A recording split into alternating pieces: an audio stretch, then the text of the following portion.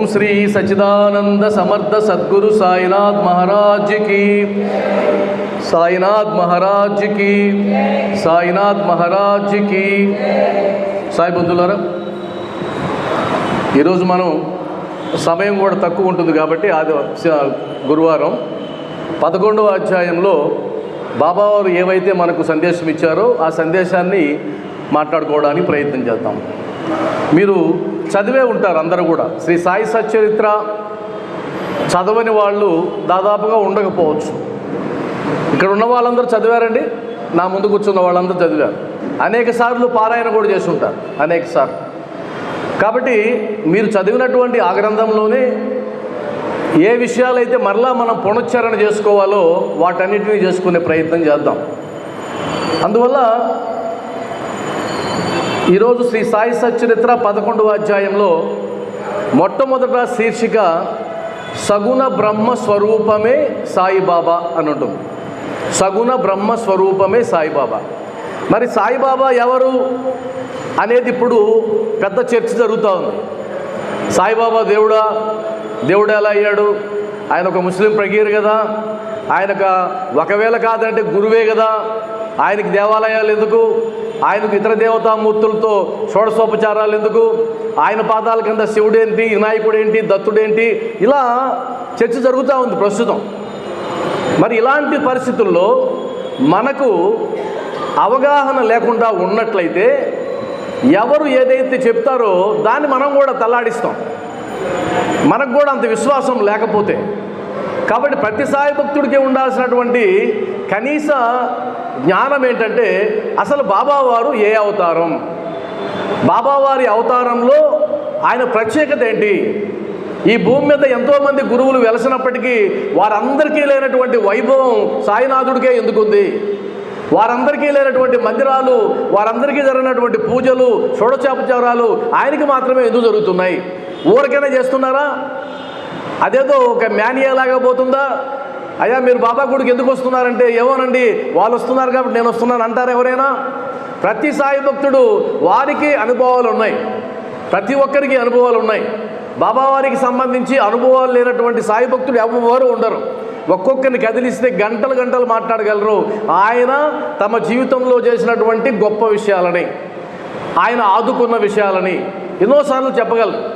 కాబట్టి ఈ అధ్యాయంలో మనకు ఎంతవరకు ఇచ్చారో అనేది పరిశీలించినట్లయితే మనకు పరబ్రహ్మ అని అంటాం, సుప్రీం పవర్. ఎవరు ఆ పరబ్రహ్మ అంటే ఎవరైతే ఈ సృష్టిని అంతా చేశారో, ఎవరైతే ఈ సృష్టిని కమాండ్ చేస్తున్నారో, ఆజ్ఞాపిస్తున్నారో ఆయన పరబ్రహ్మ స్వరూపం. ఇంతకుముందు మనం ఈ 3 అధ్యాయాల్లో చెప్పుకున్నాం, చాలా అద్భుతంగా వచ్చింది అది. కాబట్టి ఆ పరబ్రహ్మ స్వరూపమే ఆయన అవసరాన్ని బట్టి, సందర్భాన్ని బట్టి ఆయన ఒక దేహాన్ని ధరించి ఈ భూమి మీదకి వస్తాడు. ఆ దేహం అన్నది మనిషే అవ్వాల్సిన అవసరం లేదు. ఎందుకంటే కూర్మావతారంలో అదొక అవతారం, అది మనిషి కాదు కదా. కూర్మావతారంలో ఆయన వచ్చాడు, వరాహావతారంలో వచ్చాడు. కాబట్టి అవేవి మానవ స్వరూపాలు కాదు, అవి కూడా అవతారాలే, పరబ్రహ్మ స్వరూపాలే. ఆ అవసరాన్ని బట్టి, ప్రాంతాన్ని బట్టి ఆయన వచ్చాడు. కాబట్టి ఆ పరబ్రహ్మ స్వరూపం గనక ఒక ఆకారాన్ని ధరిస్తే దాన్ని సగుణాకారము అంటారు, లేదా సాకారము, ఆకారాన్ని ధరించింది. అలా కాకుండా ఆ పరబ్రహ్మ స్వరూపం నిరాకారంగా కూడా వచ్చే అవకాశం ఉంటుంది. ఎక్కడికి కనిపించాల్సిన పని లేదు, మన చర్మ చక్షువులకి కనిపించు. దానిని మనం ఏమంటాం? నిరాకార స్వరూపం, నిర్గుణం అని అంటాం. కాబట్టి పరబ్రహ్మ 2 రకాలుగా ఈ భూమి మీదకి వచ్చే అవకాశం ఉంటుంది, అవతరించే అవకాశం ఉంటుంది. ఆ రెండింటిలో ఒకటి నిర్గుణ, 2 సగుణ. నిర్గుణ అంటే నిరాకారం, సగుణ అంటే సాకారం, ఆకారం ధరించి. మరి బాబావారు మనకు కనిపిస్తున్నారా, కనిపించడం లేదా? బాబావారికి ఆకారం ఉందా లేదా అంటే 100% ఉంది. షిరిడీలో ఆయన ఉన్నప్పుడు కనిపించాడు అందరికీ. ఒక దేహం ఉంది కదా ఆయనకు, ఆయనకు ఒక రూపం ఉంది కదా. ఉదాహరణకి మీ ఇంట్లో దేవతామూర్తుల్లో 5-6 దేవతామూర్తులు ఉంటే 5-6 దేవతామూర్తుల్లో బాబా ఎవరండి అంటే మనం తక్కువ చూపిస్తామా లేదా బాబాని? ఎందుకని? బాబా అంటే ఎలా ఉంటాడో మీకు తెలుసు కాబట్టి, ఆయనకు ఒక ఆకారం ఉంది కాబట్టి. అయితే షిరిడీలో ఆయన ఉన్న 60 సంవత్సరాల్లో స్థూల దేహం ఉన్నది ఆయనకి, కనిపించేవాడు కనుక. కానీ ఇప్పుడు స్థూల దేహం లేదు. ఆయన సూక్ష్మ శరీరంతో ఆత్మస్వరూపుడై ఆయన అంతటా వ్యాపించున్నాడు. అది తెలిసిందే మనందరికీ. కాబట్టి ఆ స్పష్టత ఏముండాలంటే సగుణాకారంలో వచ్చి అవతరించి దేహాన్ని విడిచిపెట్టిన తర్వాత ఆయన నిర్గుణంలోకి వెళ్ళిపోయాడు.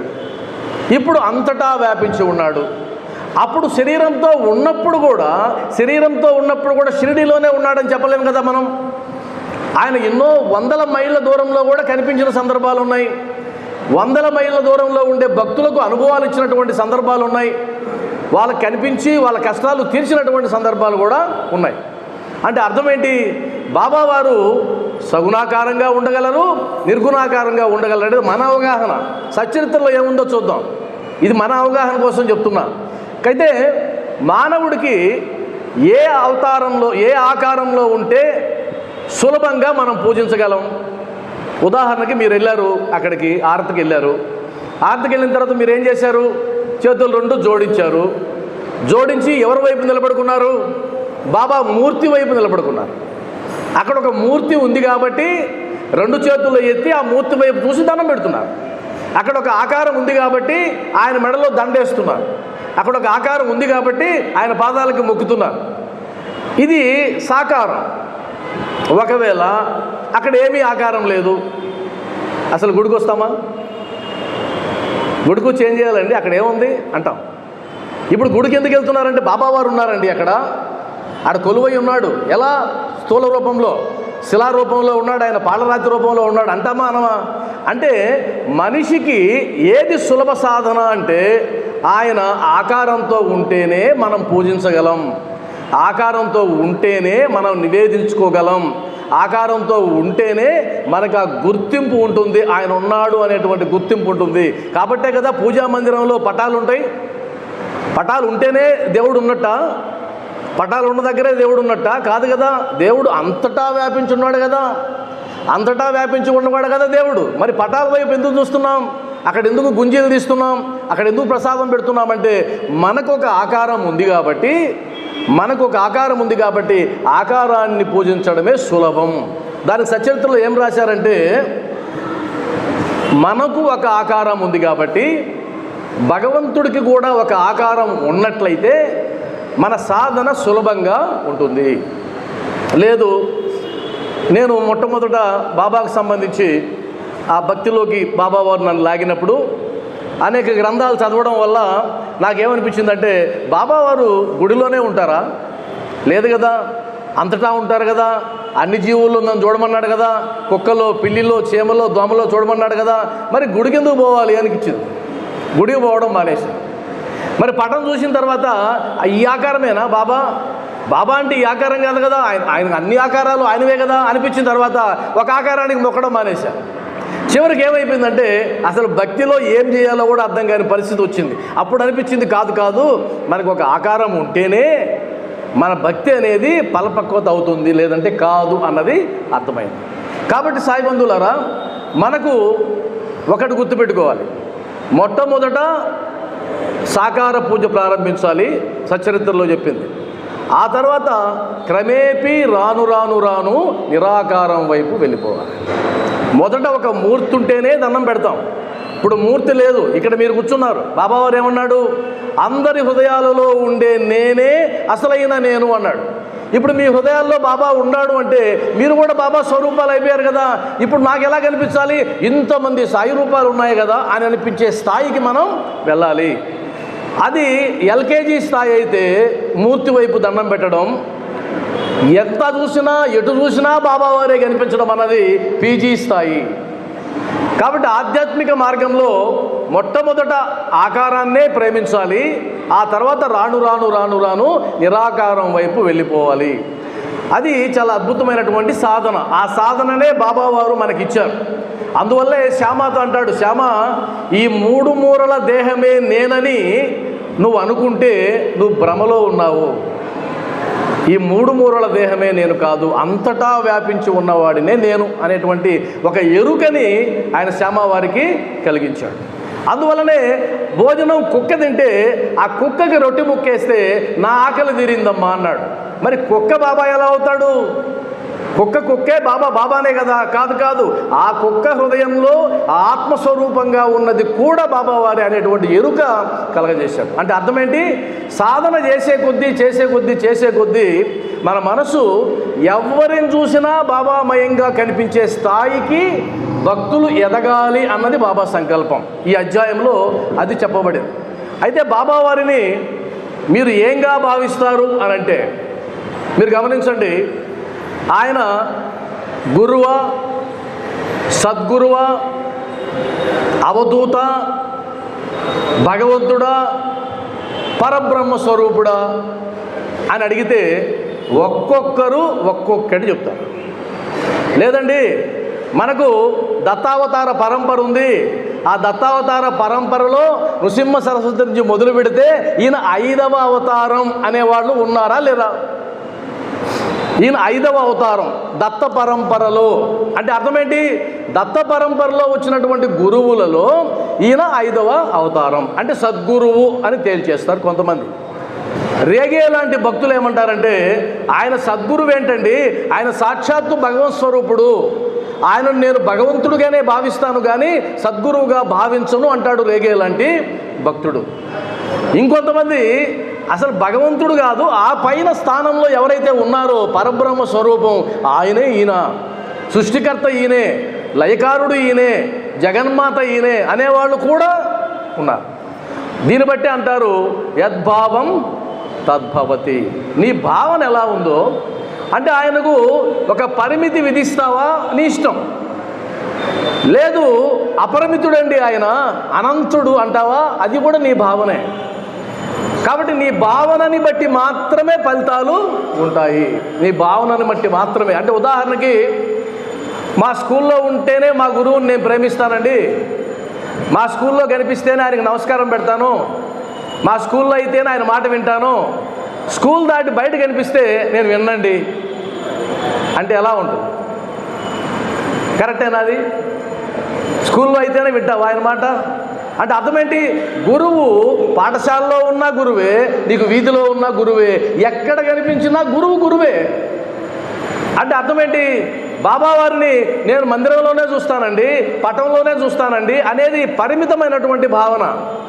ఎక్కడైనా ఉంటాడండి నా గురువు అనేది అద్భుతమైన భావన. ఈరోజు ఒక భక్తురాలు చెప్తూ, నాకు తెలిసినటువంటి ఫ్యామిలీ ఫ్రెండ్స్, వారికి కారు యాక్సిడెంట్ అయితే ఆ కారు పల్టీలు కొట్టి పైకి ఎగిరి కింద పడితే అమ్మ కుమారుడు ఇద్దరున్నారు ఆ కారులో.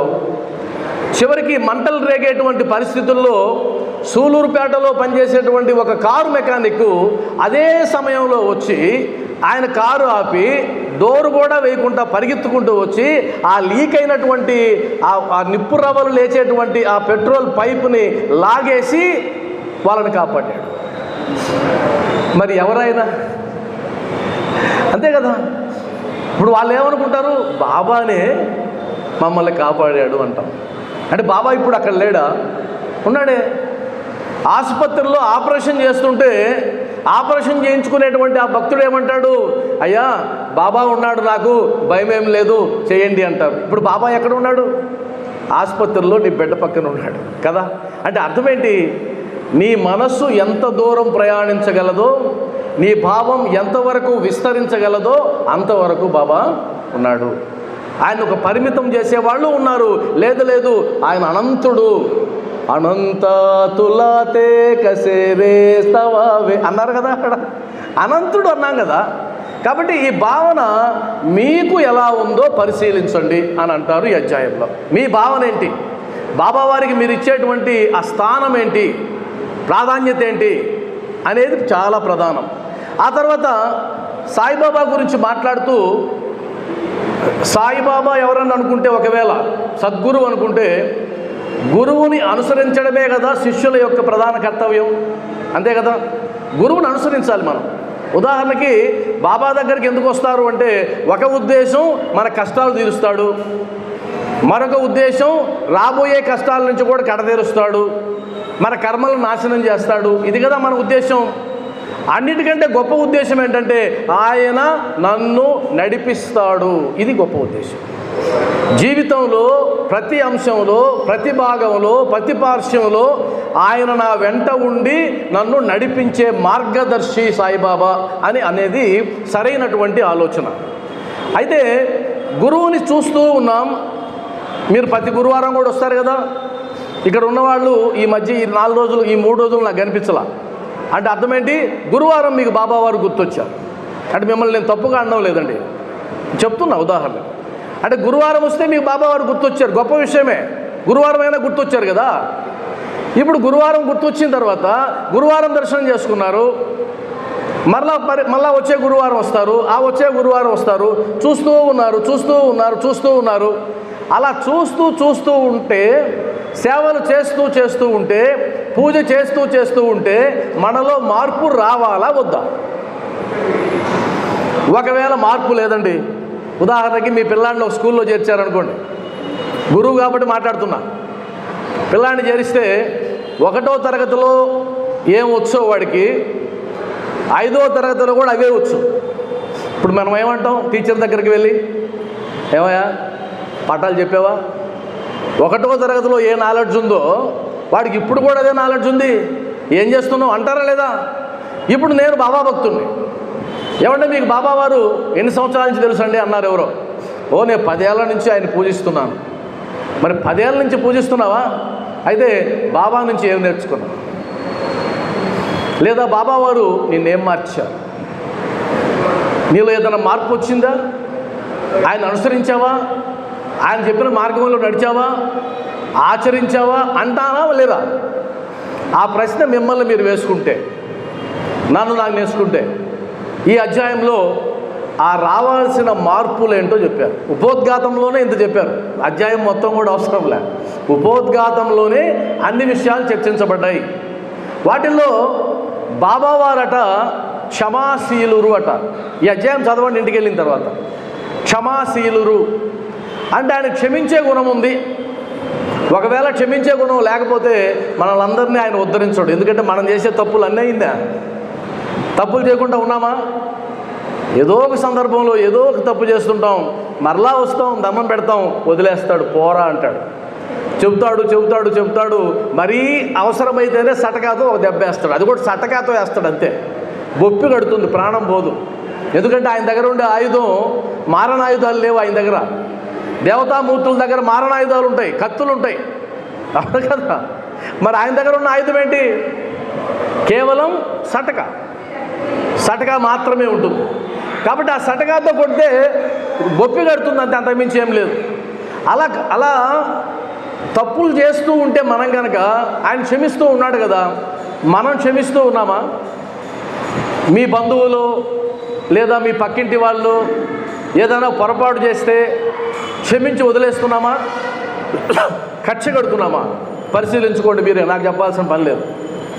ఒకవేళ నేను క్షమిస్తానండి, క్షమించే గుణం నాకు బాబా నుంచి నేర్చుకున్నానండి అంటే కనుక మీరు బాబా బిడ్డ. ఎందుకంటే ఆయన గుణాన్ని మీరు తీసుకున్నారు, ఆయన గుణాన్ని మీరు అవలంబించారు, ఆచరించారు. కాబట్టి బాబా భక్తులు ఎప్పుడూ కూడా కక్షలు కట్టరు, పగలు పెట్టుకోరు, కార్పణ్యాలు ఉండవు. ఎందుకుండవు? సచ్చరిత్రలో స్పష్టంగా చెప్పారు. వీరభద్రప్ప చెన్నబసప్ప కథలో నువ్వు శత్రుత్వంగా పెట్టుకున్నట్లయితే నువ్వు కప్పగా పుడతావు, పాముగా పుడతావురా అని అన్నాడు. అన్నదమ్ములు కొట్టుకొని ఒకరినొకరు చంపుకుంటే మేకలుగా పుట్టారు. మరి ఇది ఉంది కదా మనకు ప్రమాణం. అందువల్ల బాబావారికి బిడ్డలు, బాబావారి భక్తులు కక్షలు కట్టడానికి లేదు, క్షమించే గుణాన్ని అలవాటు చేసుకోవాలి. అది మీకు ఉందా లేదా చెక్ చేసుకోండి ఈ అధ్యాయం ద్వారా. రెండవది, ఆయన క్రోధరహితులు, ఆయనకు కోపం రాదట. ఇప్పుడు మీకు వెంటనే ఏ అనుమానం రావాలి? అదేంటండి కోపం ఎందుకు రాదు బాబాకి? సీమోల్లంఘనం రోజు కళ్ళల్లో ఏదో ఆ గులాలు పొడి పెడితే ఆయన కోపగించుకున్నాడు కదా.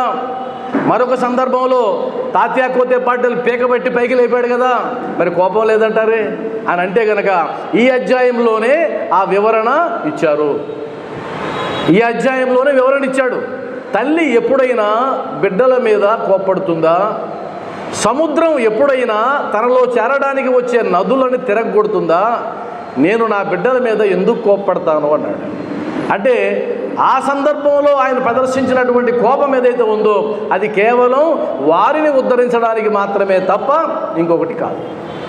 కాబట్టి క్రోధం ఉందా, కోపం లేదా మనకు? ఏమంటే కోపం లేని వాళ్ళు ఎవరైనా ఉన్నారు ఇక్కడ?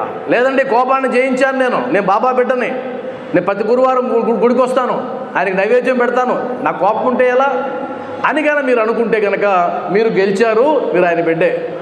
క్రోధరహితులు. 3 రుజువర్తనులు. అంటే ఏదైతే సక్రమమైన మార్గమో ఆ మార్గంలోనే ప్రయాణిస్తాను నేను, ఎందుకంటే నేను బాబా బిడ్డని. అదేవిధంగా శాంతమూర్తులు. అస్సలు ఆవేశం రాదు, శాంతంగా ఉంటారండి అనేటువంటి ఆ భావన ఎంతమందికి ఉంది మనలో, అది చెక్ చేసుకోవాలి. శాంతం వచ్చిందా, బాబా బిడ్డవే. నిశ్చలురు. బాబావారు నా గురువు నిశ్చలుడు, నిశ్చలత్వం ఉన్నవారు. అంటే అర్థం ఏంటంటే, అయ్యా ముత్తుకూరులో సునామీ బయలుదేరింది అంటే సరే పర్లేదు కదా, 10 నిమిషాలు టైం ఉంది కదా, చూద్దాంలే అనేంత ప్రశాంతత ఉందా? నాకు తెలిసిన ఒక ఆయన మద్రాస్ ఫ్లైట్ దిగబోతుంటే అనౌన్స్మెంట్ వచ్చింది, ప్రమాదం వచ్చింది అని చెప్పి, ఇది ల్యాండ్ అవుతుందో లేదో తెలియదు అని అనౌన్స్మెంట్ ఇస్తే అందరూ గగ్గోలు పెడుతున్నారు.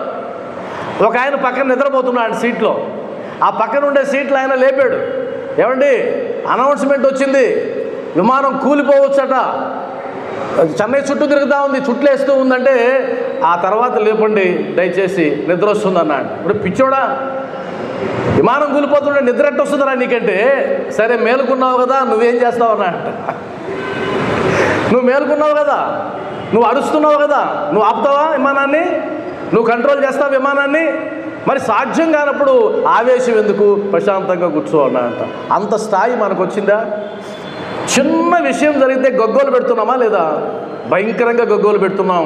దీన్ని మనం చెక్ చేసుకోవాలి. అంటే సద్గురువు యొక్క మార్గంలో ప్రయాణించేటువంటి భక్తుడు ప్రతినిత్యం తన జీవితాన్ని పరిశోధించుకుంటూ వెళ్తేనే మీరు బాబా యొక్క సంపూర్ణ అనుగ్రహాన్ని పొందగలరు.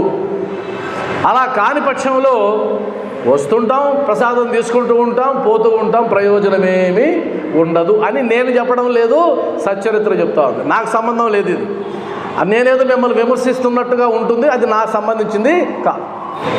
ఇలాంటి లక్షణాలతో మనం ఉన్నట్లయితే బాబా యొక్క బిడ్డలుగా మనం ముందుకెళ్తామనేది ఈ సచ్చరిత్రలో చెప్తున్నటువంటిది. ఆ తర్వాత సాయిబాబా సాకారుడా నిరాకారుడా అనే కాడ కదా మొదలుపెట్టాం దీన్ని మనం, ఈ టాపిక్ని.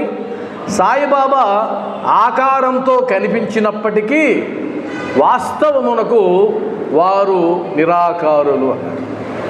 మరి అదేంటండి, ఆయన సాకారులు కదా, మరి నిరాకారులు ఎలా అయినారు అంటే, ఆయన సాకారుడుగా అవతరించాడు. వాస్తవ రూపం అది కాదు, వాస్తవంగా పరబ్రహ్మ స్వరూపం. నిరాకారుడు. అవసరాన్ని బట్టి ఆయన ఈ సమయంలో వచ్చాడు. దత్తుడు ఏ విధంగా అయితే వచ్చాడో, నృసింహ సరస్వతి ఏ విధంగా అయితే వచ్చాడో, అక్కలకోట మహారాజు ఏ విధంగా అయితే వచ్చాడో ఆ విధంగా వచ్చాడని అనుకోవచ్చు. లేదా రాముడు ఎలా వచ్చాడో, కృష్ణుడు ఎలా వచ్చాడో, లక్ష్మీ నరసింహస్వామి ఎలా వచ్చాడో అలా వచ్చాడని కూడా అనుకోవచ్చు. ఎలాగైనా సరే ఆయన నిరాకారుడే, ఆయన సాకారంగా వచ్చాడు. ఆయన నిరాకార స్వరూపులు అన్నారు. ఉదాహరణకి నీటి యొక్క ఆకారం ఏంటి? నీటి యొక్క ఆకారం, నీరు మనకు తెలుసు కదా, నీరు ఆ రూపం తెలుసు, దాని ఆకారం అంటే ఏం చెప్తాం? నీటి యొక్క ఆకారం ఏంటి అని మిమ్మల్ని అడిగితే, అయ్యా దానిని ఏ పాత్రలో పోస్తే ఆ ఆకారం, దాన్ని గ్లాసులో పోస్తే గ్లాసు ఆకారం, చెంబులో పోస్తే చెంబు ఆకారం, అదే కదా. అంటే అర్థం ఏంటి? దానికి ఆకారం ఉందా లేదనా? ఆకారం లేదు, ఆ పాత్రను బట్టి ఆకారం వచ్చింది. నిజమా కదా? మరి కుక్కలో ఉన్నది బాబా, ఇప్పుడు ఆకారం ఏంది ఆయనకు? పిల్లిలో ఉన్నది బాబా, ఇప్పుడు ఆకారం ఏంది ఆయనకు? అంటే అర్థం బాబాకి కూడా ఆకారం లేదు. ఆయన ధరించేటువంటి ఆ దేహాన్ని బట్టి, అవసరాన్ని బట్టి మారిపోతూ ఉంది. అందువల్ల నిరాకార స్వభావం కలిగిన వాడు. అదేవిధంగా ఆ తర్వాత ఆయన నిర్వికారులు అన్నారు. అదేంటో కానీ ఈరోజు అధ్యాయంలో అంత తత్వం వచ్చింది, కథలు రాలేదు. ఇక్కడ తత్వమే వచ్చింది కాబట్టి కాస్త ఇబ్బందిగా ఉంటుంది. కాబట్టి నిర్వికారులు, వికారాలు లేనివాళ్ళు. మనకి వికారాలు ఉన్నాయా లేవా? మనకు వికారాలు ఉన్నాయి, షడ్వికారాలు ఉన్నాయి. మనకు ఉన్నాయా లేదా? షడ్గుణాలు లేవా? కామం, క్రోధం, లోభం, మోహం, మదం, మత్సరం. అదేవిధంగా మనం ఎదుగుతూ ఉంటాం, క్షీణిస్తూ ఉంటాం. ఒక సందర్భంలో మనం లేకుండా కూడా పోతాం. ఈ శరీరం ఇప్పుడు ఉంది, ఈ శరీరం రేపు ఉంటుందన్న నమ్మకం లేదు. కొన్ని రోజుల తర్వాత ఈ శరీరం మాయమైపోతుంది. అంటే అర్థం ఇది రూపాంతరం చెందుతూ ఉంది. కాబట్టి మన స్థితి అది. కానీ ఇంకో కొన్ని యుగాలైనా కూడా రాముల వారు ఈ భూమి మీదకి వచ్చి 26 లక్షల సంవత్సరాలైంది. రామావతారం వచ్చి ఇప్పుడు ఉన్నాడా లేదా? ఇది కలియుగం. త్రేతాయుగంలో నారాయణుడు ఇంకా ముందు. అంటే అర్థం ఏంటి? మానవ రూపంలో ఈ భూమి మీదకి వచ్చిన రాముడు లక్షల సంవత్సరాలైనా ఇప్పటికీ ఉన్నాడు. జై శ్రీరామ్ అనిపించుకుంటూ ఉన్నాడు. లక్షల సంవత్సరాల ముందు వచ్చిన కృష్ణావతారంలో వచ్చిన శ్రీకృష్ణుడు ఇప్పటికీ ఉన్నాడు. అదేవిధంగా షిరిడీలో సాకార రూపంలో వెలిసినటువంటి షిరిడీ సాయినాథుడు మనమున్నా మనం లేకపోయినా ఎన్ని తరాలు తరాలు తరాలు మారినా ఆయన శాశ్వతంగా ఉంటాడు. కాబట్టి ఆయనకి వికారాలు ఏం లేవు, శాశ్వతత్వం మాత్రమే ఆయనకు ఉంది. మనం ఆ దృష్టితో బాబావారిని చూడాలి. ఎందుకంటే మనకంటే ముందు వాళ్ళు ఎంతోమంది ఆయన పూజించారు, సేవించారు, వాళ్ళు దేహాన్ని విడిచిపెట్టారు. మన తర్వాత ఎంతోమంది రాబోతారు. ఈ సందర్భంలో మన కాలం నడుస్తుంది కాబట్టి మనం ఉన్నాం ఇక్కడ, అంతే. కాబట్టి ఈ అవగాహన ఉండాలి. అదేవిధంగా బాబావారు నిత్యముక్తులు అని ఉంది ఈ అధ్యాయంలో. నిత్యముక్తులు అంటే ఆయనకి ముక్తి అవసరమా? మనకు ముక్తి అవసరం. మనం సాధన చేయాలి. సాధన చేసి ఈ శరీరం ఈ శరీరం ఉండగానే, దీపం ఉండగానే ఇల్లు చక్కదిద్దుకోవాలి. ఈ శరీరం ఉండగానే మనం ముక్తినో మోక్షాన్నో సంపాదించాలి. అంతే కదా? కాబట్టే కదా మీరు వచ్చారు. అంటే ఇప్పుడు ఇక్కడ కూర్చున్న వాళ్ళకి, మీ ప్రాంతంలో నివసిస్తున్న వాళ్ళకి మీకు పనులు లేక వచ్చారా? పనులు లేక రాలేదు కదా. వాళ్ళకుండే పనులు మీకు కూడా ఉన్నాయి. మరి వాళ్ళకి మీకు తేడా ఏంటి అని అంటే, మీకు వాస్తవం బోధపడింది. ఆ వాస్తవం ఏంటంటే ఇంకా ఎక్కువ కాలం ఈ భూమి మీద మనం ఉండబోము. ఇది చాలా పరిమితమైన కాలం మాత్రమే ఉంటాము. ఈ కాలంలోనే భగవత్ సాన్నిధ్యాన్ని పొందాలి, ముక్తిని పొందాలి, మోక్షాన్ని పొందాలి, ఆనందాన్ని పొందాలి. కాబట్టి భగవంతుణ్ణి శరణు వేడడం తప్ప ఇంకొక మార్గం లేదు అని మీరు వచ్చారు. అంతేగాని ఊరికే పని బాట లేకుండా రాలేదు, పని బాట లేకుండా కూర్చోలేదు. అంటే అర్థం ఏంటంటే కనుక మనం ముక్తి కోసం తప్పిస్తూ ఉన్నాం. ఆయన నిత్యముక్తుడు, ఆయనకేం అవసరం? అయినా కూడా ఆయన మనలాంటి వాళ్ళ కోసం ఏం చేశాడు? ఎప్పుడు నామస్మరణ చేస్తూ ఉండేవాళ్ళు, ఎప్పుడు ఆత్మానుసంధానంలోనే ఉండేవాడు. ఇదే కదా మన సచరిత్ర చెప్తా ఉంది. అల్లా మాలిక్, అల్లా మాలిక్ అని ఎప్పుడు నామస్మరణ చేసేవాడు. కాబట్టి సాయి బంధువులారా, బాబావారి యొక్క గొప్పతనాన్ని తెలుసుకోకుండా, బాబావారి యొక్క స్థాయిని తెలుసుకోకుండా, బాబా యొక్క తత్వాన్ని తెలుసుకోకుండా మనం బాబా భక్తులు అనడానికి మనం ధైర్యం చేయకూడదు. ఇది నా సలహా. సాధ్యమైనంత వరకు, ఎంతవరకు అవకాశం ఉంటే అంతవరకు సాయి తత్వాన్ని తెలుసుకోవడానికి మనం నిరంతర ప్రయత్నం చేస్తూనే ఉండాలి. ఉదాహరణకి ఈ అధ్యాయంలో ఇంకొకటి కూడా స్పృశించారు ఉపోద్ఘాతంలో. అదేంటంటే శ్రీకృష్ణ భగవానుడు చెప్పాడు. ఆయన ఏం చెప్పాడు అంటే, మహాత్ములు, సద్గురువులు, అవధూతలు ఎవరైనా సరే వీళ్ళందరూ నా ప్రతిరూపాలే అని చెప్పాడు.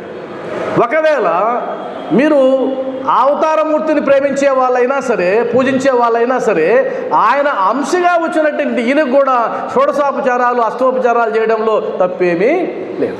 ఉదాహరణకి నేను ఒక కార్యక్రమానికి వెళ్ళాలి. నేను రాలేకపోయాను.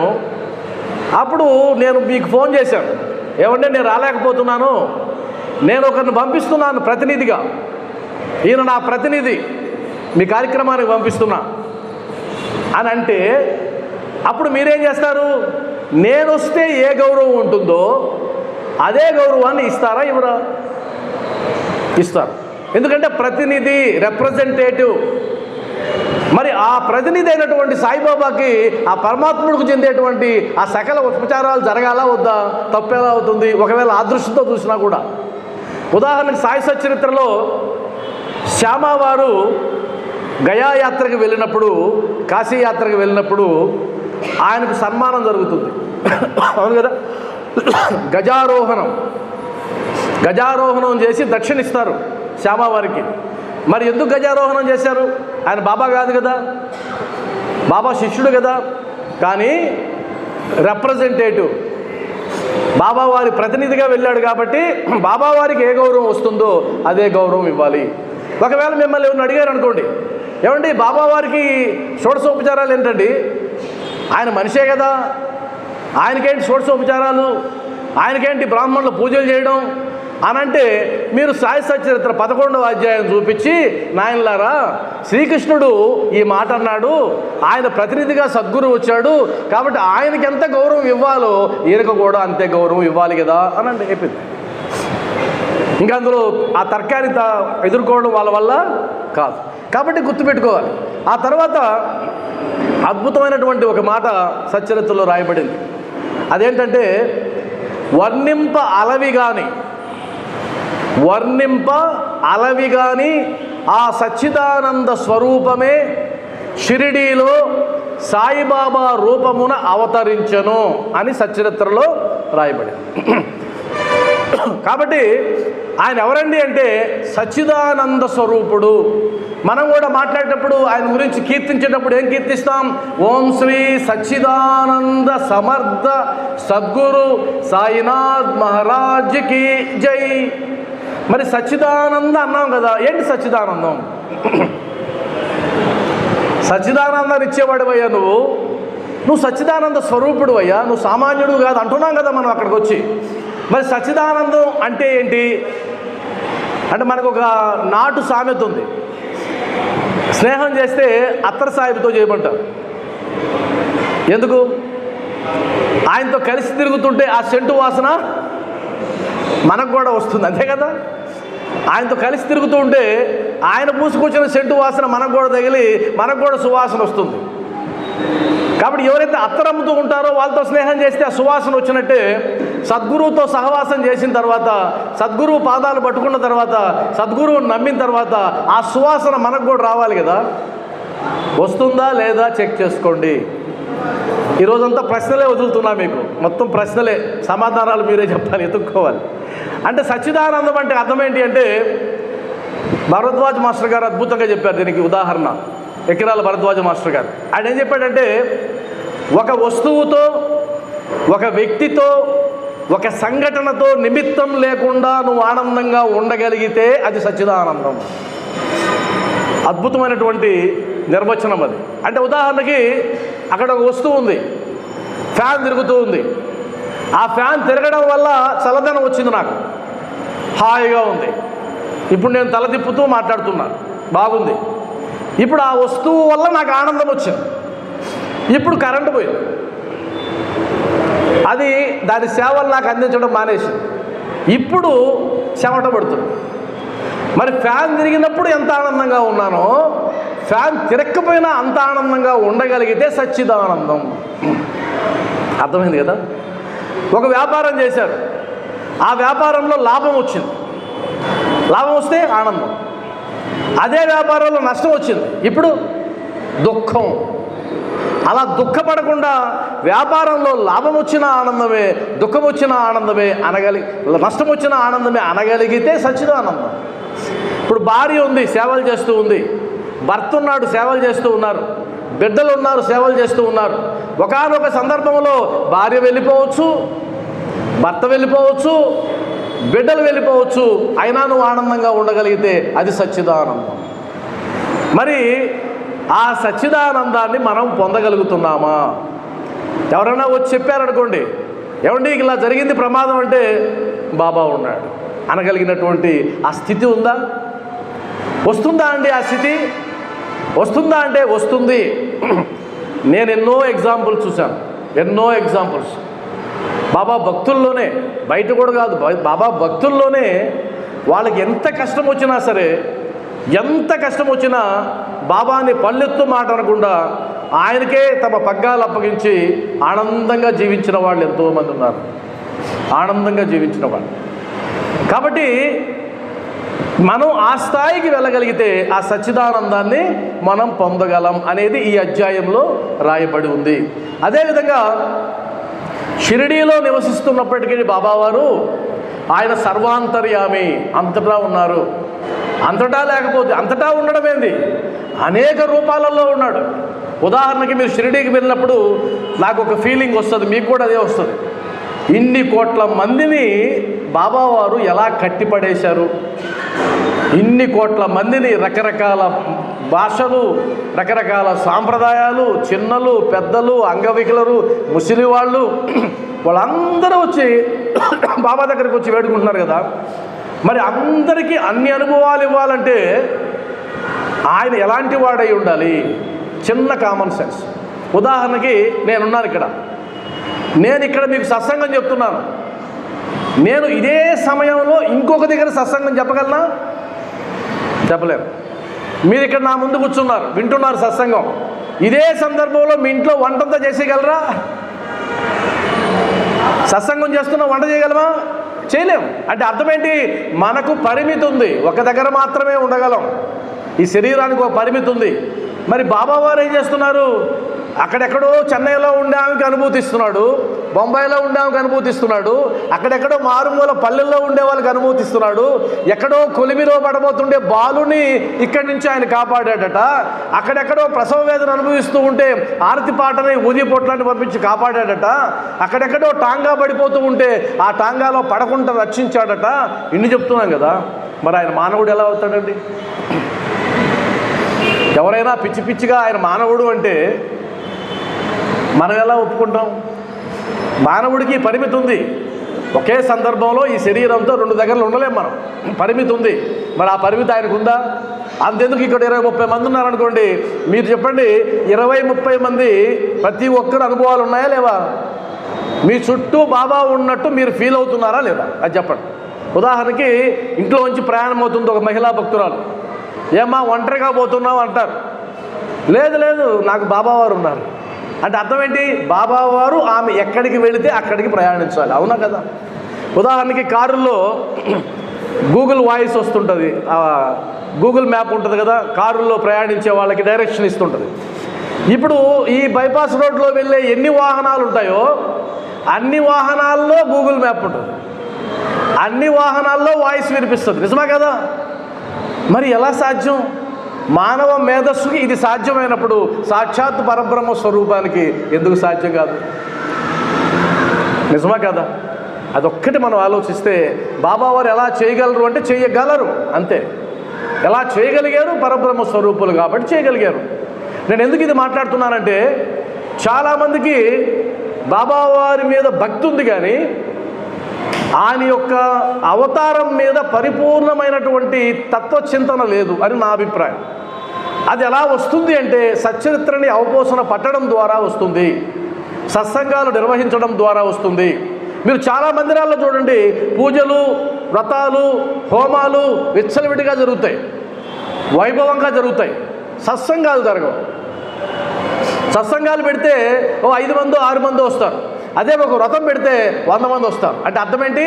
భక్తులకి తత్వచింతన మీద అంత ఆసక్తి ఉండడంలే. అది పెద్ద పొరపాటు, అది పెద్ద పొరపాటు. మీ పిల్లాడు ఊరికే స్కూల్కి వెళ్ళి ఆ సిలబస్ చదవకుండా వచ్చేస్తే ఒప్పుకుంటారా మీరు? సాయంత్రం రాగానే ఏం చేస్తారు? ఈరోజు ఏం చెప్పాడరా మీ సార్ అని చెప్పి కూర్చోబెట్టి హోంవర్క్ చేయిస్తున్నారా లేదా? మరి ఆ హోంవర్క్ మనం చేస్తున్నామా? బాబా భక్తులుగా హోంవర్క్ మనం కూడా చేయాలి కదా. ఈరోజు సాయంత్రం అయితే సచరిత్ర ఒక పారాగ్రాఫ్ అని చదవాలి కదా. మనం ఆయన బిడ్డలం అయితే కనుక ఆయన గురించి కాసేపైనా ఆలోచించాలి కదా. ఆయన నామాన్ని కాసేపైనా ఉచ్చరించాలి కదా, అది సిలబస్ కదా అది మనకు. లేకపోతే నువ్వు బిడ్డ ఎలా అవుతావు, బాబా బిడ్డ ఎలా అవుతావు, ఓరికైనా మొక్కుకుంటే అయిపోతావా? బాబా బిడ్డ, బాబా నా తండ్రివి, నా తల్లివి, సరిపోతుందా? రుసో మమ ప్రియాంబిక మజవరి ఉందా? పాడావు ఇప్పుడు అంటే అర్థం ఏంటి? దానికి అర్థం తెలిస్తే మీకు కనుక అద్భుతంగా ఉంటుంది. ఎప్పుడన్నా నాకు అవకాశం వస్తే, ఇందాకెందుకు అనిపించింది ఈ కాంపౌండ్లోకి వచ్చిన తర్వాత, ఇందాకనే ఆరతి చెప్తుంటే నాకు అనిపించింది, ఒకవేళ అవకాశం ఉంటే ప్రతి గురువారం ఇదే క్యాంపస్లో హారతల గురించి మాట్లాడితే బాగుండు అనిపించింది. మరి చూద్దాం బాబావారి సంకల్పం ఎలా ఉంటే అలా. మీరు హారతలు పాడుతున్నాం కానీ హారతల్లో ఉండే సారాంశాన్ని కానీ ఆకలింపు చేసుకుని పాడితే ఆ మధురమే వేరు, అద్భుతంగా ఉంటుంది. అందులో ఏం చెప్తున్నామంటే, బాబా నా కుటుంబం నన్ను పట్టించుకోకపోయినా, నా భార్య నన్ను పట్టించుకోకపోయినా, నా పిల్లలు నన్ను పట్టించుకోకపోయినా, నా బంధువులు చుట్టాలు అందరూ నన్ను పట్టించుకోకపోయినా నువ్వు ఒక్కడ ఉంటే చాలు బాబా అని పాడాము అక్కడ. మరి ఇక్కడ ప్రాక్టికల్గా వచ్చేసరికి మా ఆయన ఏమన్నా అంటాడేమో, సమయం అయిపోతుంది, పరిగిస్తావా లేదా? మరి అక్కడేం పాడావు, ఇక్కడేం చేస్తున్నావు, తేడా వస్తుంది అంటే అలా ఉండమని నా ఉద్దేశం కాదు, అది కూడా ఇంపార్టెంటే, బాబావారు దాన్నే కాదనరు. కాబట్టి అదొకటి గుర్తుపెట్టుకోండి. ఇది సాయిబాబా యొక్క అవతారానికి సంబంధించిన ఉపోద్ఘాతం. అందులో ఆ తర్వాత చాలా శీర్షికలు ఉన్నాయి, మనకున్న సమయాన్ని బట్టి మాట్లాడదాం. డాక్టర్ పండితుని పూజ అనే ఒక శీర్షిక ఉంది ఈ అధ్యాయంలో. ఆ పండితుడు అనేటువంటి ఒక డాక్టరు బాబా దగ్గరికి దాదా కేల్కర్తో కూడా వస్తాడు. వచ్చి పూజ చేస్తూ ఉంటే ఈ డాక్టర్ పండిట్ పోయి బాబా వారికి చందనంతో త్రిపుండాలకి ఇస్తాడు. అప్పుడు పక్కనే ఉండేటువంటి భక్తులు అంటారు, బాబా మేమెవరైనా త్రిపుండాలకి ఇస్తే తిడతావే, మరి ఆయన గీస్తే గమనున్నావే అని అంటే, అప్పుడు అంటాడు, అప్పుడు ఆయన ఏ మాట అయితే అన్నాడో ఆ మాటని పట్టుకుని ఇప్పుడు టీవీల్లో డిబేట్ చేస్తున్నారు. ఈ అధ్యాయంలో ఉండే ప్రత్యేకత అది. ఆయన ఏమన్నాడు అప్పుడు, నేను ముసల్మానునని సంకోచించకుండా, ఆయన సద్బ్రాహ్మణుడని పొంగిపోకుండా, ఆయన నాకు తన గురువుగా భావించి పుండరీకాలు గీశాడు కాబట్టి నేను ఒప్పుకున్నాను అన్నాడు. దాన్ని వీళ్ళేం చేశారు, అయ్యా మీ సాయి సచరిత్రలోనే ఉంది, బాబావారు ముసల్మాన్ను ఒప్పుకున్నాడు, మీరు అబద్ధాలు చెప్తారే అంటారు. అది ఎవరికి అర్థమవుతుంది అంటే, ఎవరైతే సచరిత్రని పూర్తిగా చదువుతారో వాళ్ళకి మాత్రమే అర్థమవుతుంది. బాబావారు ఒక్కొక్క సందర్భాన్ని బట్టి ఒక్కొక్క రకంగా మాట్లాడారు. మీరు సచరిత్రలోనే బాబావారు ఒకసారి అంటారు, నా కడుపంతా నొప్పిగా ఉంది, కాళ్ళంతా నొప్పిలుగా ఉన్నాయి, అబ్బబ్బా నా వల్ల కావడం లేదు, నా వల్ల కావడం లేదు అంటాడు. అందరూ విచిత్రంగా, అదేంటి బాబాకి ఎప్పుడు కడుపు నొప్పి వచ్చింది, బాబాకి ఎప్పుడు కాళ్ళ నొప్పులు వచ్చాయి, బాగానే ఉన్నాడే అనుకున్నాడు. ఆ ఎదురుగా ఉండే భక్తురాలు అనుకున్నది, చూసారా నాకున్న నొప్పిది, నాకున్న కడుపు నొప్పిని బాబావారు చెప్తున్నారు అని ఆమె అనుకునింది. అంటే ఆమెకు మాత్రమే తెలుసు బాబావారు ఎందుకన్నారు, మిగతా అందరూ తెలిసే అవకాశం లేదు. అంతే కదా. ఒక సందర్భంలో అన్నారు, మేము ఒక దర్జీగాడు పనిచేశాము, కుట్టు పని, వాళ్ళందరికీ ఎంత డబ్బులు ఇచ్చేవాడు మా యజమాని, నాకు డబుల్ ఇచ్చేవాడు అన్నాడు. మరి బాబావారు ఎప్పుడైనా కుట్టు మిషన్లో వెళ్ళాడా, షిరిడీలో ఎప్పుడైనా మిషన్లో దర్జీగాడు పనిచేశాడా? అంటే అర్థం ఏంటంటే, ఆ భక్తుని యొక్క మనసులో ఏ భావన ఉంటే అది మాట్లాడాడు ఆయన. మరి అదే బాబావారు ఏమన్నారు, నేనే జగన్మాతను, నేనే సృష్టి స్థితి లయకారకుడు అని మాట్లాడాడు కదా. మరి నేను ముసల్మానుని అన్నవాడు ఇది మాట్లాడతాడా? ఈ కామన్ సెన్స్ వాళ్ళకు ఉండదు. కాబట్టి అది చూపిస్తారు. అది మీకు చెప్తున్న ఉదాహరణకి. ఎవరైనా మిమ్మల్ని అడిగితే సచరిత్రలోనే ఉంది కదా ముసల్మాన్ అని అంటే, కాదయ్యా అది ఆయన భావన, ఆ భావనని బట్టి మాత్రమే బాబావారు అలా మాట్లాడారు కానీ ఆయన ఎప్పుడూ నేను హిందూ అని కానీ ముస్లిం అని కానీ ప్రకటించలేదు అని మనం చెప్పగలగాలి. ఆ తర్వాత హాజీ సిద్దిక్ ఫాల్కే అనేటువంటి ఇంకొక శీర్షిక ఉంది. అది అద్భుతమైన కథ, సామాన్యమైన కథ కాదు. సచరిత్రలో హాజీ సిద్దిక్ ఫాల్కే అనే భక్తుడికి ఉన్నటువంటి ఆ మర్మం, ఆ లోతైనటువంటిది చాలా గొప్పది. మీరు మరొకసారి చదవండి వెళ్ళిన తర్వాత.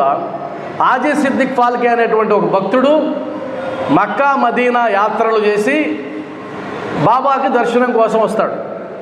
అంటే ఒక ముసల్మాను మక్కా మసీదు వెళ్ళడం అంటే గొప్ప పని, అది సామాన్యమైన పని కాదు.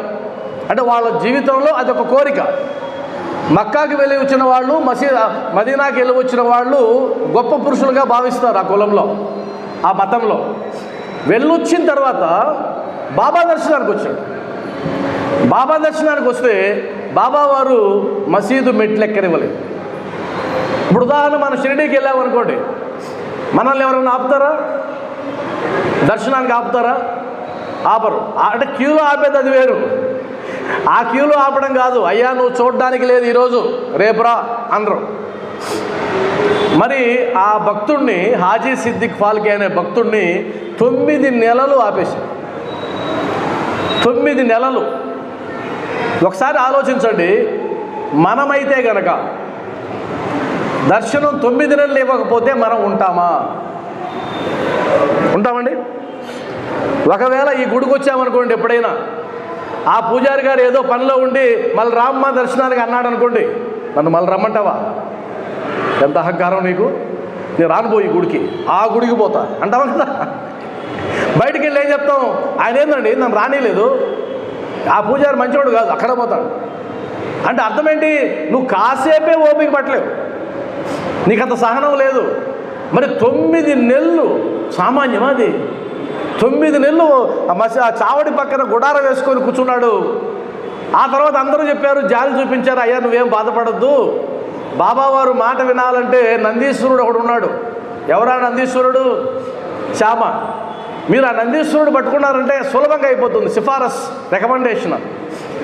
ఈయన వెళ్ళాడు, బాబా ఆ ఫాల్కేని ఎందుకు మీరు ఇంత ఇబ్బంది పెడుతున్నారు? 9 నెలలు దర్శనం, ఎవరెవరో వచ్చి దర్శనం చేసుకోబోతున్నారు అని అంటే, అప్పుడు ఆయన చాలా అద్భుతంగా అన్నాడు, శ్యామ నీకు ఈ లెక్కలు తెలియదురా, నువ్వు ఇంకా పిల్లాడివి. ఆ మాటలు గుర్తు తెచ్చుకోండి. శ్యామ అని అన్నాడు, నువ్వు ఇంకా పిల్లాడివి, నీకు అవగాహన లేదన్నాడు. మరి శ్యామ పిల్లాడా పెద్దాడా? శ్యామ పిల్లాడా పెద్దాడా? శ్యామకు బాబాకి పెద్ద వయసు తేడా లేదు, 2-3 సంవత్సరాలు తేడానే. కానీ శ్యామకి ఉన్న గొప్పతనం ఏంటంటే, శ్యామ నీకు నాకు 72 జన్మల సంబంధం అన్నాడు. అవునా? అంత పెద్దాడాయన. 72 జన్మలుగా బాబావారిని అనుసరిస్తున్నా ఆ 72 జన్మల నుంచి వచ్చే శ్యామాని నీకేం తెలియదురా అంటే, మనమెంత? మనం అసలు బాబా ముందు నిలబడగలమా? మనకెంత అధికారం ఉంది? అంత లోతైనటువంటి మర్మం అది. అన్ని జన్మలుగా నన్ను వస్తున్నావు, నన్ను అర్థం చేసుకోలేకపోతున్నావు శ్యామ అంటే, ఇప్పుడుండే వాళ్ళు ఏం అర్థం చేసుకుంటారు బాబాని? వాళ్ళ వల్ల అయ్యే పని కాదు. అప్పుడు అల్లామియా కటాక్షము లేనిచో ఈ మసీదులో పాదము పెట్టగలవారెవ్వరు అన్నాడు. భగవంతుడి కటాక్షం ఉండాలి నువ్వు బాబాని చూడాలంటే. మీకు తెలుసో లేదో, మీకు తెలిసే ఉంటుంది, షిరిడీకి వెళ్ళాలని ఎన్నిసార్లు అనుకున్నా కూడా కొంతమంది వెళ్ళలేరు. అసలు ఏ సంకల్పం లేకుండా సాయంత్రం 5 గంటలకి ట్రైన్ ఉందమ్మా అంటే నేను వస్తానమ్మా అని వచ్చిన వాళ్ళు కూడా ఉన్నారు. అంటే అనుమతి అనేది చాలా ఇంపార్టెంట్. అనుమతి లేకుండా రాలేరు. కాబట్టి ఈరోజు ఉదయం నుంచి ఎంతోమంది వచ్చి ఉండొచ్చు బాబా దర్శనానికి. ఇక్కడ ఆరతి అయిన తర్వాత కూడా చాలామంది ఉండొచ్చు. కానీ కూర్చోవాలంటే ఆయన అనుమతి ఉండాలి. ఇప్పుడు ఇదే సత్సంగాన్ని వింటూ బయట కూడా మాట్లాడుకుంటూ ఉండొచ్చు, బయట ఇంకేదో విషయాలు మాట్లాడుకుంటూ ఉండొచ్చు. వాళ్ళకి తెలుస్తూ ఉండవచ్చు సత్సంగం జరుగుతుంది అక్కడ అని. వాళ్ళ వల్ల కాదు వచ్చి కూర్చోవడం కాదు. అల్లామియా కటాక్షము లేనిచో ఎవరు ఇక్కడ పాదం పెట్టగలరు అన్నాడు. ఇది గొప్ప విషయం కదా.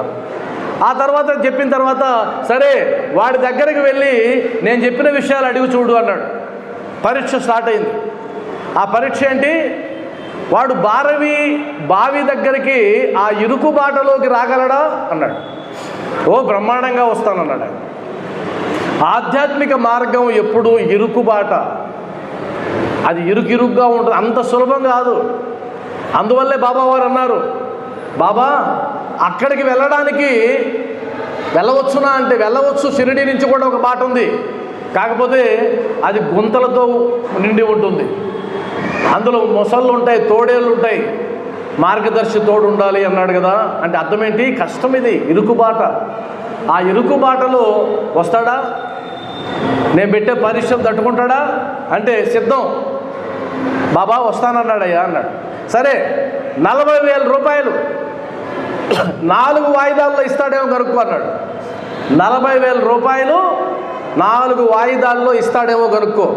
ఎందుకంటే గురువుకి చాలామంది నా బాబా నా తండ్రి అంటారు, కానీ డబ్బు దగ్గరకు వచ్చేసరికి ఆ పప్పులేం ఉడకు, డబ్బు మాత్రం ఖర్చు పెట్టరు. మరి సచ్చరిత్ర ఏం చెప్తా ఉంది? శరణాగతి అంటే ఏంటి? దానికి ఏమిచ్చింది నిర్వచనం సచ్చరిత్ర అంటే?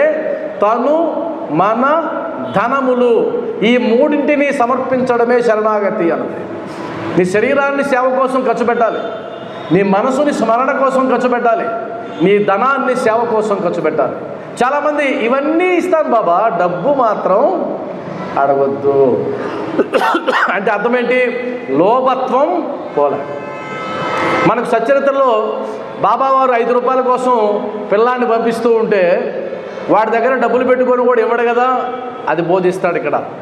కాబట్టి 40,000 రూపాయలు 4 వాయిదాల్లో ఇస్తాడా కనుక్కోవాలి. అప్పుడు కనుక్కున్నాడు. ఆయన చెప్పాడు 4 లక్షలైనా ఇస్తాడు. మూడోది, ఈరోజు మేకనికి వస్తాం, అందులో వృషణాలు కావాలా మాంసం కావాలా అడుగు అంటాడు. అప్పుడు ఆయన అంటాడు, అయ్యా నాకు మాంసం వద్దు వృషణాలు వద్దు, ఆ కొలంబాలో బాబావారు అన్ని పదార్థాలు తెచ్చి ఒక దాంట్లో వేస్తాడు కదా మట్టి కుండలో, అందులో చిన్న మొక్కు ఇచ్చిన చాలన్నాడు. అప్పుడు చివరిగా కోప్పడతాడు. ఏం గొప్పడు అనుకుంటున్నావా అంటే అర్థం ఏంటి? ఫైనల్ పరీక్ష. ఫైనల్ అంటే ఇన్ని పరీక్షల్లో సిద్ధపడ్డాడు, ఇప్పుడు నేను కోప్పడితే సిద్ధపడతాడా లేదా, అణిగి ఉంటాడా లేదా అని చెప్పడానికి. అప్పుడు మౌనంగా ఉన్నాడు. అప్పుడు ఏం చేశాడు?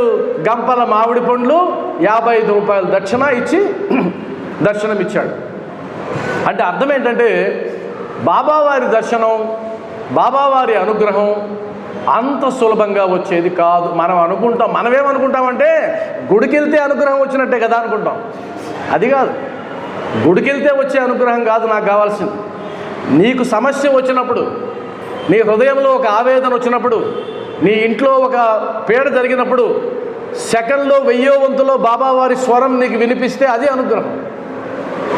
ఏదైనా ఒక పనిని ప్రారంభిస్తే ఆ పనిని దిగ్విజయం చేస్తే అది అనుగ్రహం.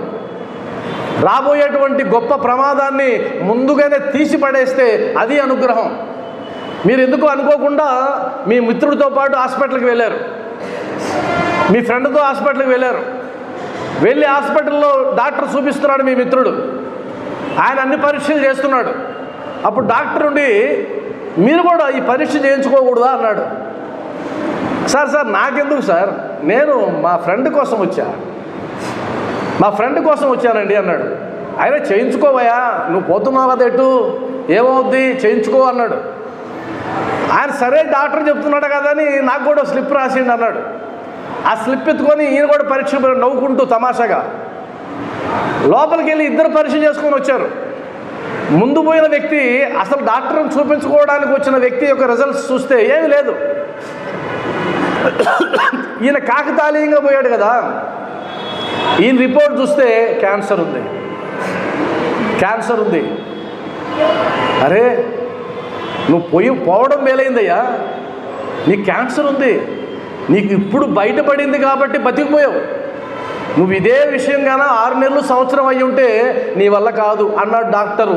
ఇప్పుడెవరు నీకు సహాయం చేశారు? అలా నువ్వు అనుగ్రహాన్ని పొందగలిగితే అప్పుడు నువ్వు నిజమైనటువంటి బాబా అనుగ్రహాన్ని సంపాదించినట్టు అర్థం.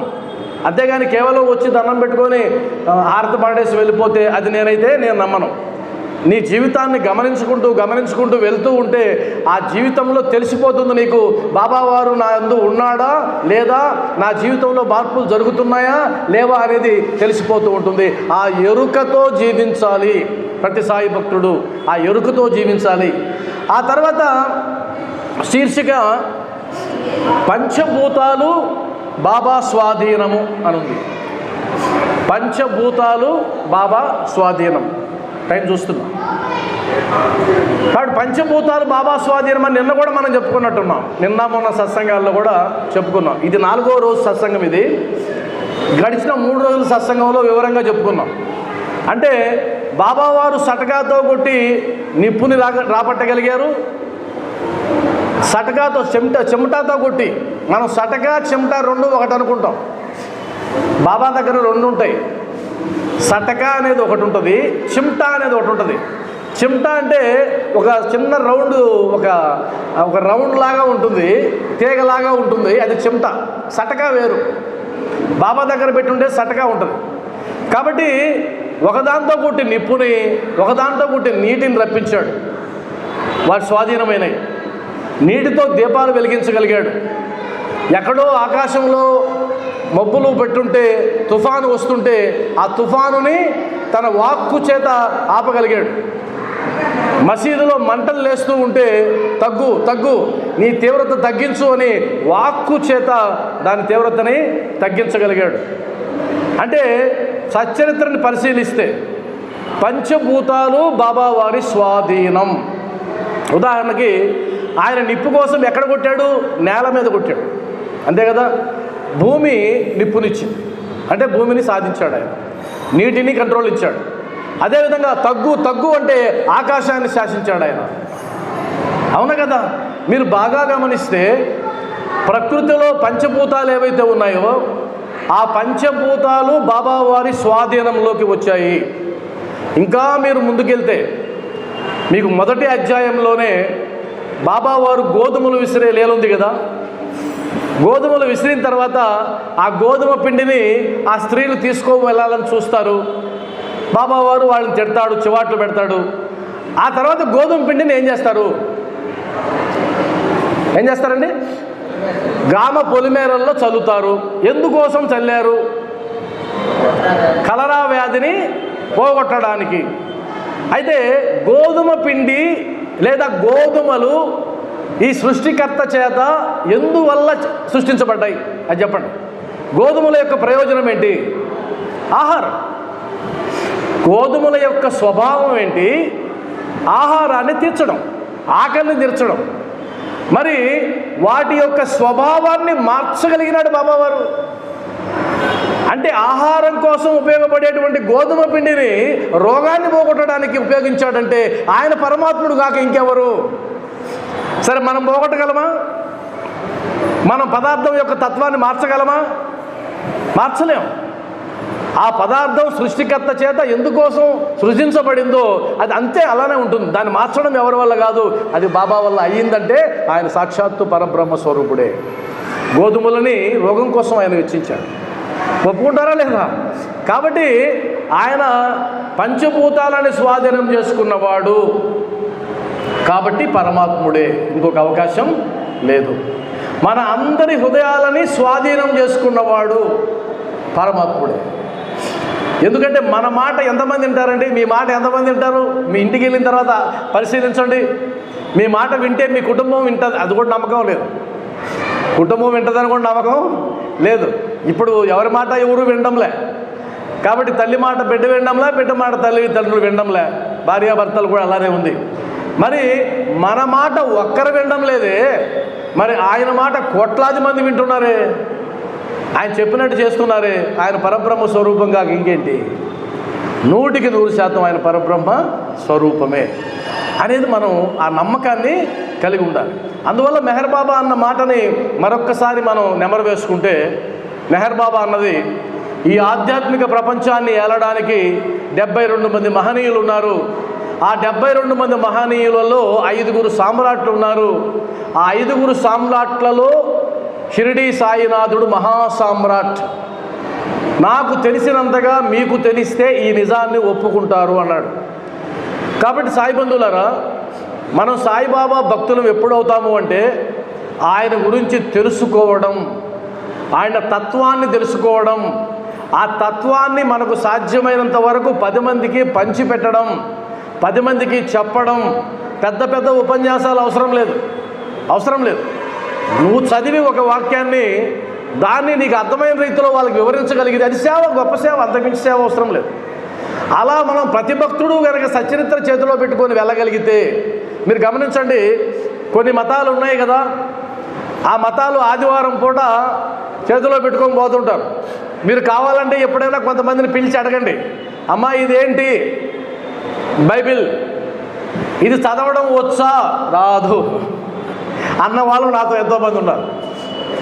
అది చదవడం రాకపోయినా సరే దాన్ని చేతిలో పెట్టుకొని టెన్షన్గా సమయానికి వెళ్ళిపోతున్నారు, కూర్చుంటున్నారు, వింటున్నారు. నిజమా కదా? ఆడ ప్రచారం జరుగుతూ ఉంది, ఇక్కడ వెరితలలేస్తూ ఉంది.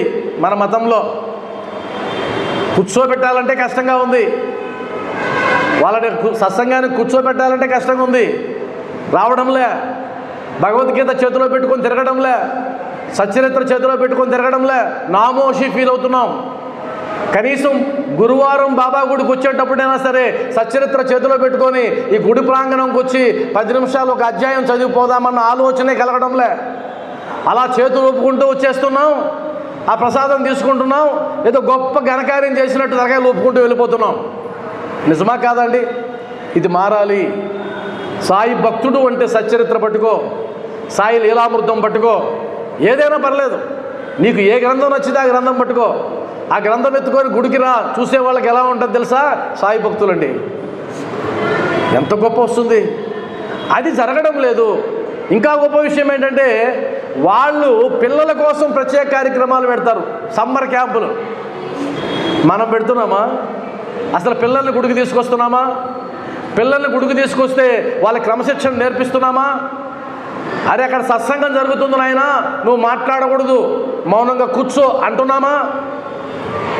వాడు ఇష్టం వచ్చినట్టు వాడు మాట్లాడుతూ ఉంటాడు, నువ్వు చూస్తూ నవ్వుకుంటూ ఉంటావు. ఏం గౌరవం ఉంది నీకు సత్సంగం అంటే? ఏం గౌరవం ఉంది సాయిబాబా అంటే? పిల్లల్ని తీసుకురావాలి, వాళ్ళకి అలవాటు చేయాలి, వాళ్ళకి భక్తి అలవాటు చేయాలి.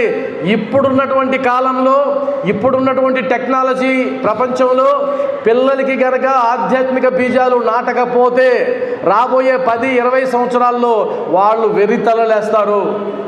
నేను ఒక చిన్న సలహా ఇస్తున్నా. నేను కూడా టీచర్ని, నేను గవర్నమెంట్ టీచర్ని, సైకాలజిస్టుని, కాబట్టి చెప్తున్నా, రాబోయే సమస్యలు అన్నీ ఇన్ని కాదు, చాలా సమస్యలు రాబోతున్నాయి. ఆ సమస్యలకి ఒకటే పరిష్కారం, ఆధ్యాత్మికత, భక్తి. వాడికి చిన్న బొట్టు పెట్టి పంపించండి స్కూల్కి, బొట్టు పెట్టి పంపించండి. ఎగతాళి చేస్తారన్నా పర్లేదు. వాడికి ఏమనిపిస్తుందంటే నేను దేవుణ్ణి నమ్ముతాను, నేను కృష్ణుడిని నమ్ముతాను, నేను రాముడిని నమ్ముతాను, నేను నా దేశాన్ని నమ్ముతాను. వాడికి దేశభక్తి వస్తుంది, భగవద్భక్తి వస్తుంది. తప్పు చేసేటప్పుడు ఆ భయం అన్నది వాడికి కలుగుతుంది. ఆ బాధ్యత మనకు లేదంటారా? ఆ బాధ్యత మనకుంది. అది చెయ్యాలనేది మా తపన. తర్వాత చివరిలో కంక్లూజన్ చేస్తూ, ఆ అధ్యాయంలో చివరి కంక్లూజన్ చివరిలో ఏం చెప్పారంటే, ఎవరైతే భక్తి ప్రేమలతో ఈ అధ్యాయములోని కథలను నిత్యము పారాయణ చేసేదరో, అంటే ప్రతి అధ్యాయంలో ఉండదండి ఇది, ప్రతి అధ్యాయంలో ఉండదు, ఈ అధ్యాయంలో ఉంది. కాబట్టి ఒక రకంగా మనం అదృష్టవంతులమే ఈరోజు ఇక్కడ కూర్చోగలిగినామంటే. కాబట్టి ఈ అధ్యాయంలోని కథలను ఎవరైతే నిత్యము పారాయణ చేస్తుంటారో వారు కష్టములన్నింటి నుంచి విముక్తి పొందుదురు అని రాశాడు. ఇది ఒక హామీ, ఇది ఒక అభయం. కాబట్టి ఈరోజు మనం ఆ అధ్యాయాన్ని విన్నాం కాబట్టి మనకు కూడా అనుగ్రహం కాస్త దొరికింది అనే భావనతో మనం ఉండాలి. తర్వాత అంతేకాక సాయి యందే అభిరుచి కలిగి, సాయి యందే అభిరుచి కలిగి, సాయి యందే భక్తి కలిగి, అభిరుచి ఉండాలి, భక్తి కలిగి త్వరలో భగవత్ సాక్షాత్కారమును పొందుదురు. హామీ. మరి భగవత్ సాక్షాత్కారాన్ని పొందాలని ఎంతమందికి ఉంది అంటే చెప్పేవాళ్ళు చాలా తక్కువ మంది. ఒకసారి తిరుమల క్యూలో మేము వెళ్తూ ఉన్నాం. ఒక పెద్ద ఆమెకి 70 ఏళ్ళు పైన ఉంటాయి, 75 ఏళ్ళు. అంటే ఆమె చర్మ దశకు వచ్చేసింది, చివరి దశకు వచ్చేసింది. ఆమె నెట్టుకుంటూ పోతుంది అందరినీ. నేను ఆమెని అడిగాను, అమ్మా ఎందుకు అంత తొందరపడతారు అన్నా. అదేంటయ్యా దర్శనం కోసం అన్నది, దర్శనం కోసం, వెంకటేశ్వర స్వామి దర్శనం అన్నది. అరే పిచ్చిదానా, నువ్వు అలా తోసుకొని పోయినా అక్కడ ఉండే దర్శనం అవుద్దేమో, నువ్వు మామూలుగా ఉన్నా కూడా నువ్వు త్వరలోనే దర్శనం చేసుకుంటావు కదా, త్వరలో వెళ్ళిపోతావు. భగవద్ దర్శనం అక్కడ అవుతుంది నీకంటే ఆమె సీరియస్ అయిపోయింది. నేను చచ్చిపోతానా అంటే చచ్చిపోవా, ఎక్కడ ఉంటావా, ఇక్కడే ఉంటావా అంటే చనిపోతే అయ్యేది భగవద్ దర్శనం కాదు. కైవల్యం ప్రాప్తించింది, వైకుంఠ ప్రాప్తిరస్తు. ఆ తర్వాత నువ్వు వైకుంఠం పోయినావు, ఎక్కడికి పోయినావు మాకు తెలియదు, మాకు తెలిసిందంతా బోడుగాడు తాటకు పోయినావు అంతే కదా, అంతకుమించి మనకు తెలియదు.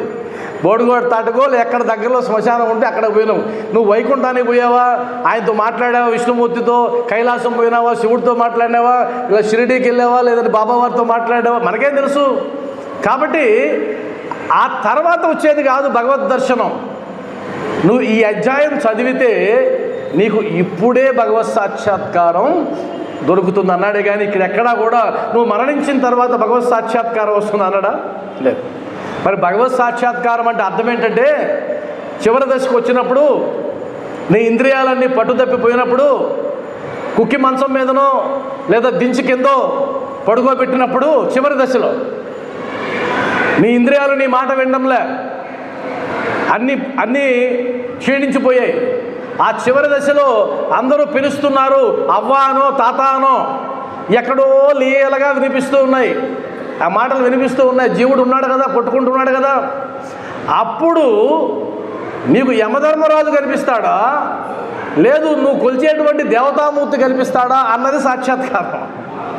నువ్వు బాబావారిని చూస్తూ విడిచేసావంటే అది సాక్షాత్కారం. అలా ఉందా అండి? ప్రమాణం ఉంది. తాత్యాసాహెబ్ నోల్కర్ యొక్క జీవితం మీరు చదవండి. తాత్యాసాహెబ్ నోల్కర్ చివరి దశలో బాబావారిని వేడుకుని ఆయన చూస్తూ ప్రాణాలు విడిచిపెట్టాలనుకున్నాడు. చివరిలో ఇంకా అయిపోయింది, అంతా వదిలేసుకొని వచ్చేసాడు. ఆయన ఇద్దరు బిడ్డలు ఉన్నారు కూడా, డాక్టర్లు, వాళ్ళు సామాన్యులు కాదు, బాగా పెద్ద డాక్టర్లు. వాళ్ళిద్దరిని పిలిచాడు, నాయనలారా బాబావారి దర్శనం కావాలి, ఎందుకంటే ప్రాణాలు వదిలిపోతున్నా అని అంటే మేము వెళ్ళి చెప్పొస్తాం అన్నారు. వాళ్ళు వెళ్ళారు మసీద్ దగ్గరికి. ఏం చెప్పాలని? బాబా మా నాన్న చివరి దశలో ఉన్నాడు, చివరిగా నీ దర్శనం కోరాడు, నువ్వు వచ్చి దర్శనం ఇస్తే ఆయన ప్రాణాలు ఆనందంగా విడిచిపెడతాడు అని చెప్పడానికి వెళ్ళారు.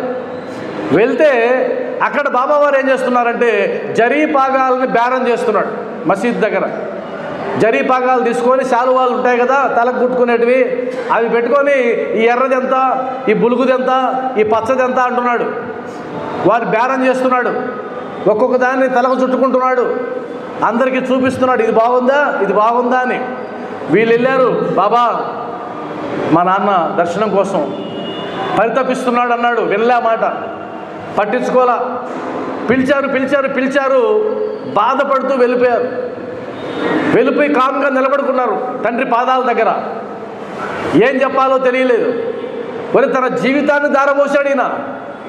ప్లేడర్ ఉద్యోగాన్ని వదులుకున్నాడు, లక్షల రూపాయల సంపాదన వదులుకున్నాడు. బొంబాయి సిటీలో ఉండాల్సిన వాడు, పండరీపురంలో ఉండాల్సిన వాడు, పెద్ద పెద్ద టౌన్లో ఉండాల్సిన వాడు ఈ కుగ్రామంలో ఉన్నాడు ఆయన కోసం. మరి అలాంటి భక్తుడి కోసం ఒక్క మాట వినలేదే అని బాధపడుతూ వచ్చి ఏం చెప్పాలో తెలియక బాధపడుతూ ఉంటే అప్పుడు ఆయన అన్నాడట చివరిలో, అబ్బా ఆ ఎర్ర జరీపాగాలో ఎంత బాగున్నాడు రా బాబావారు, ఎంత అందంగా ఉన్నాడు రా అన్నట. వాళ్ళు ఆశ్చర్యపోయారు. ఎక్కడో మసీదులో ఉన్నాడు బాబా, ఈయనకు దర్శనం ఇచ్చాడు. అది దర్శనం అంటే. మీకు దర్శనం అంటే అర్థమైంది కదా. దర్శనం అంటే ఆయన ఎదురుగ్గా కూర్చోవడం కాదు, నీ మనోనేత్రానికి ఆయన కనిపించాలి. ఆ చూస్తూ నవ్వుతూ విష్ణు సహస్రనామం చదివించుకుంటూ ఆ నామాన్ని ఆలకిస్తూ ప్రణాళిక చేశాడు. కాబట్టి సాయి బంధువులారా, ఈ అధ్యాయంలో మనకు ఒక భరోసా ఇచ్చారు. కష్టాలు తీరుతాయి, అదేవిధంగా భగవత్ సాక్షాత్కారం కూడా దొరుకుతుంది. చివరికి వారి కోరికలన్నీ నెరవేరి తుదకు ఏ కోరికలు లేని వారై ముక్తిని పొందెదరు అని. ఓం శ్రీ సచ్చిదానంద సమర్థ సద్గురు సాయినాథ్ మహారాజ్కి.